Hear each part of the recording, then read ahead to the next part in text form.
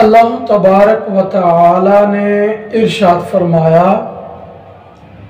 انا عرضنا الامانۃ علی السماوات والارض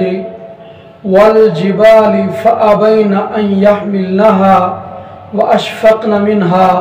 وحملها الانسان کہ اللہ پاک فرماتا ہے کہ ہم نے آسمانوں اور زمین اور پہاڑوں پر امانت پیش کی تو انہوں نے اس بار امانت کو اٹھانے سے معذرت کی اور انہیں اندیشہ ہوا کہ اگر ہم نے امانت کا حق ادا نہ کیا تو ہمیں سخت سزا ہوگی، تو اس کو پھر انسان پر پیش کیا تو انسان نے قبول کیا۔ اس آیت کریمہ میں امانت سے کیا مراد ہے؟ امام غزالی رحمۃ اللہ علیہ نے امانت کے عنوان سے 13واں باب قائم کیا۔ آپ ارشاد فرماتے ہیں وَمَعْنَى الْأَمَانَةِ فِي هَذِهِ الْآيَةِ الطَّاعَةُ وَالْفَرَائِضُ الَّتِي يَتَعَلَّقُ بِأَدَائِهَا الثَّوَابُ وَالْعِقَابُ کہ اس آیت کریمہ میں امانت سے مراد ایسی عبادت اور فرائض ہیں کہ جن کی ادائیگی پر اجر اور ثواب ملتا ہے اور ادائیگی ترک کرنے پر سزا ملتی ہے۔ اور امام قرطبی رحمۃ اللہ علیہ کا قول آپ نے نقل کیا، فرمایا کہ الامانۃ تعم جمیع وظائف الدین علی الصحیح من الاقوال۔ امام قرطبی فرماتے ہیں کہ امانت کے بارے میں متعدد اقوال ہیں، لیکن ان میں سے قول صحیح یہ ہے کہ دین کی تمام عبادات مراد ہیں امانت سے۔ دین کے تمام وظائف، عبادات، شرائط سب کو لفظ امانت شامل ہے، اور جمہور مفسرین کا قول بھی یہی ہے، جبکہ حضرت سیدنا عبداللہ بن مسعود رضی اللہ تعالی عنہ ارشاد فرماتے ہیں کہ ہی امانت الاموال، کہ اس آیت کریمہ میں جو امانت کا ذکر آیا، اس امانت سے مراد اموال کی امانت ہے، جیسے کسی کے پاس اپنا مال ودیعت رکھنا وغیرہ۔ اور حضرت سیدنا عبداللہ بن مسعود رضی اللہ تعالیٰ عنہ سے یہ بات بھی مروی ہے کہ انہا فی کل الفرائض، کہ یہ امانت تمام فرائض کو شامل ہے، وَأَشَدُّهَا أَمَانَةُ الْمَالِ، فرمایا کہ ان فرائض میں سب سے زیادہ اہم مال کی امانت ہے۔ اور آگے امام غزالی رحمۃ اللہ علیہ حضرت سیدنا ابو درداء رضی اللہ تعالی عنہ کا فرمان نقل فرماتے ہیں کہ غسل الجنابت امانت، غسل جنابت امانت ہے، یعنی جس بندے پر غسل واجب ہو جائے تو غسل کرنا اس پر لازم ہے کہ یہ ایک اس کے پاس امانت ہے۔ تو جو بندہ غسل جنابت نہیں کرتا تو وہ امانت میں خیانت کرتا ہے۔ اور حضرت سیدنا عبداللہ بن عمر رضی اللہ تعالیٰ عنہما ارشاد فرماتے ہیں، اور آپ کا یہ فرمان امام غزالی رحمۃ اللہ علیہ آگے نقل فرماتے ہیں کہ اول ما خلق اللہ من الانسان فرجہ، کہ اللہ رب العالمین نے انسان کے اعضاء میں سے سب سے پہلے جس عضو کو پیدا فرمایا وہ انسان کی شرمگاہ ہے، اور فرمایا ہذہ امانۃ استودعتکھا، کہ یہ شرمگاہ اے انسان تیرے پاس میں نے امانت رکھی ہے، لہذا اس کو فلا تلبسها الا بحق، کہ اس شرمگاہ کو ناجائز اور ناحق طریقے سے استعمال نہیں کرنا۔ فَإِنْ حَفِظْتَهَا، اے انسان اگر تو نے اپنی شرمگاہ کی حفاظت کی تو حفظتک، میں تیری حفاظت کروں گا۔ فَالْفَرْجُ أَمَانَةٌ، تو مطلب یہ ہوا کہ شرمگاہ انسان کے پاس امانت ہے۔ وَالْأُذُنُ أَمَانَةٌ، اور یہ جو کان ہمارے ہیں یہ بھی ہمارے پاس امانت ہیں۔ یہ کان رب ذوالجلال نے حق سننے کے لیے دیے ہیں اور غیر شرعی آوازیں سننے کے لیے نہیں دیے، لہذا ان کانوں سے جب ہم قرآن کی تلاوت سنیں، حضور کے فرامین سنیں، تو دین کے مسائل سنیں، تو یہ امانت کا حق ادا کرنا ہے۔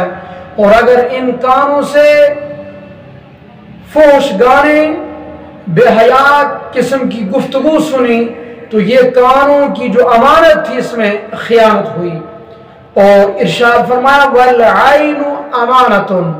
یہ آنکھیں بھی امانت ہیں۔ ان آنکھوں کے ذریعے اللہ تعالی کی قدرت کا جو نظام ہے،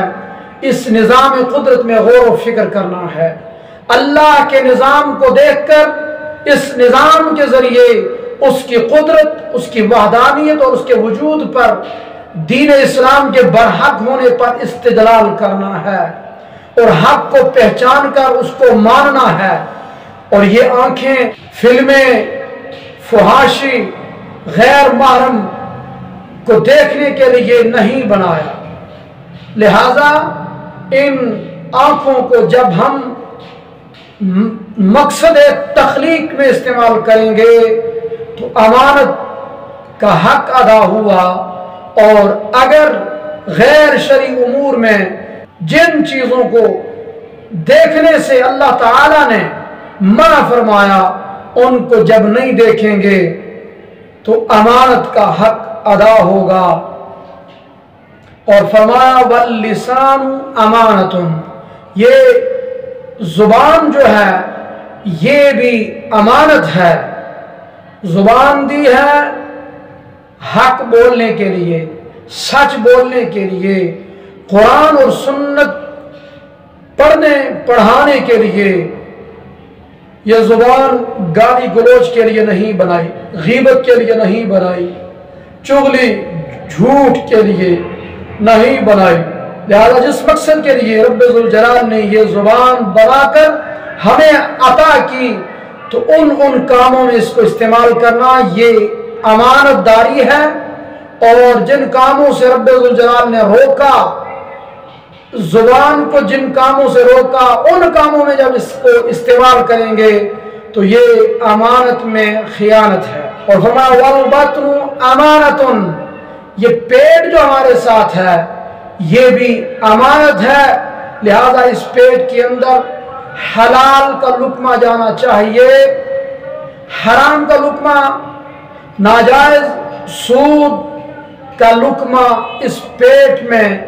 نہیں جانا چاہیے۔ فرمایا والید والرجل امانۃ، ہاتھ اور پاؤں بھی امانت ہیں۔ اللہ تعالیٰ نے جس مقصد کے لیے یہ ہاتھ پاؤں بنائے، اس مقصد کے اندر جب ان کو استعمال کریں گے تو یہ امانت کی ادائیگی ہے، اور جن کاموں سے رب ذوالجلال نے روکا ان کاموں میں جب ہم اپنا ہاتھ پاؤں استعمال کریں گے تو یہ امانت میں خیانت ہے۔ اور ارشاد فرمایا وَلَا ایمَانَ لِمَن لَا أَمَانَةَ لَهُ، کہ جس شخص کے پاس امانت داری نہیں ہے، جو امانت کا خیال نہیں کرتا، اس کا ایمان کامل نہیں ہے۔ اور حضرت حسن بصری رحمۃ اللہ علیہ ارشاد فرماتے ہیں،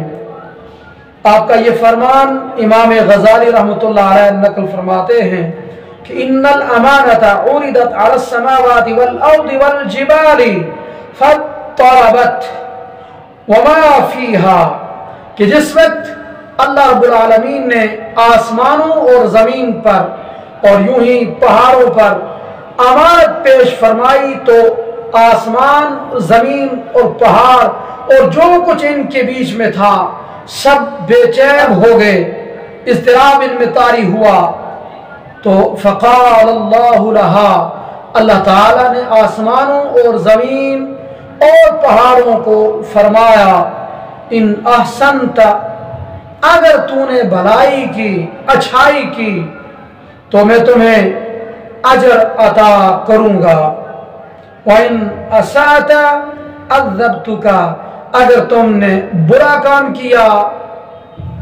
تو میں تمہیں عذاب دوں گا۔ فقالت لا، تو آسمان، زمین اور پہاڑ اور جو کچھ ان کے بیچ میں تھا سب نے اس بارے امانت کو قبول کرنے سے معذرت پیش کی۔ حضرت مجاہد فرماتے ہیں کہ فلما خلق اللہ آدم عرضها علیہ، جب اللہ رب العالمین نے حضرت سیدنا آدم صفی اللہ علیہ السلام کو پیدا فرمایا تو ان پر بھی یہ امانت پیش فرمائی، تو وقال له ذلك، اور یہی بات جو رب ذوالجلال نے آسمانوں، پہاڑ اور زمین کو فرمائی تھی کہ اگر تم نے بھلائی کی تو تمہیں اجر دوں گا اور اگر تم نے برائی کی تو سزا دوں گا، یہی بات حضرت آدم علیہ السلام کو اللہ پاک نے ارشاد فرمائی۔ فقال، تو حضرت سیدنا آدم علیہ السلام نے عرض کی باری تعالی قد تحملتها، میں یہ بار امانت قبول کرتا ہوں۔ امام غزالی فرماتے ہیں ولا يخفى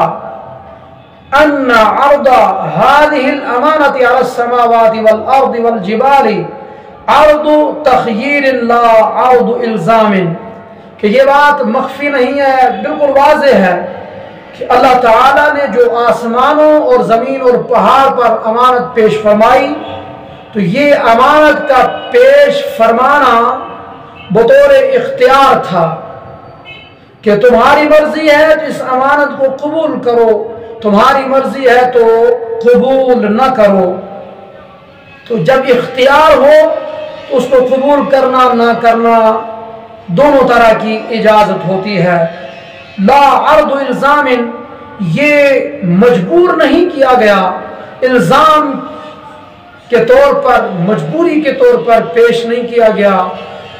ضروری قرار نہیں دیا گیا کہ جس کے نتیجے میں کہ جو امر ضروری ہوتا ہے، جس میں اختیار نہیں ہوتا، اس کا انکار، اس کے ترک پر نافرمانی لازم آتی ہے، تو یہ عرض الزام نہیں تھا۔ وَلَوْ أَلْزَمَهُنَّ، اگر اللہ تعالی آسمانوں اور زمین اور پہاڑوں پر لازم کرتا، ضروری قرار دیتا امانت کو قبول کرنا، تو لم یمنعنا من حملها، تو آسمان اور پہاڑ اور زمین اس بار امانت کو اٹھانے سے انکار نہ کرتے۔